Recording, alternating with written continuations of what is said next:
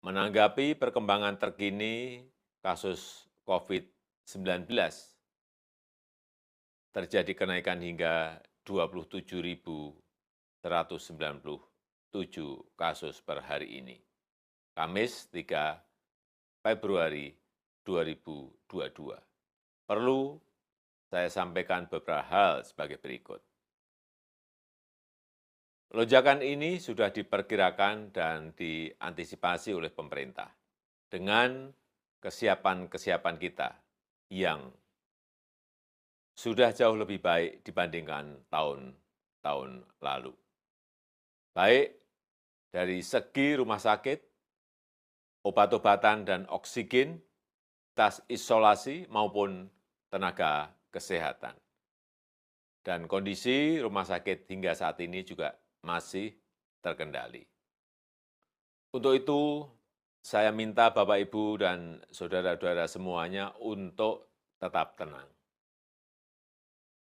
Varian Omikron ini memang tingkat penularannya tinggi, namun tingkat fatalitasnya lebih rendah dibandingkan dengan varian Delta.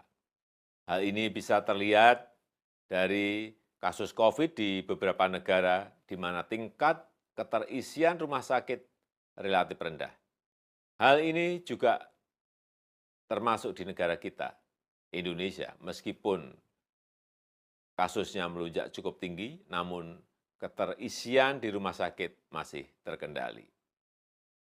Perlu saya sampaikan bahwa varian Omikron dapat disembuhkan tanpa harus ke rumah sakit. Pasien yang terpapar varian ini cukup melakukan isolasi secara mandiri di rumah, minum obat dan multivitamin, dan segera tes kembali setelah 5 hari.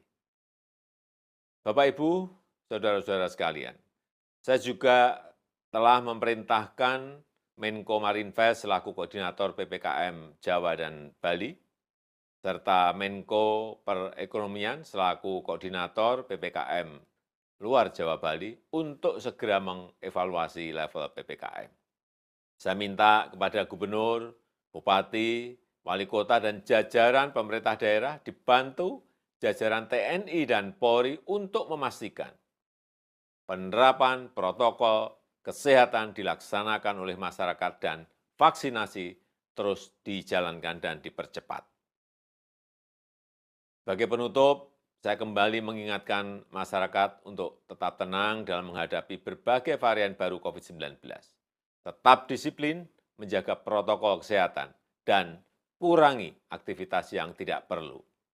Bagi yang belum divaksin agar segera divaksin. Bagi yang sudah divaksin lengkap dan sudah waktunya untuk disuntik vaksin penguat, booster, agar segera vaksin booster. Demikian yang bisa saya sampaikan. Terima kasih. Wassalamualaikum warahmatullahi wabarakatuh.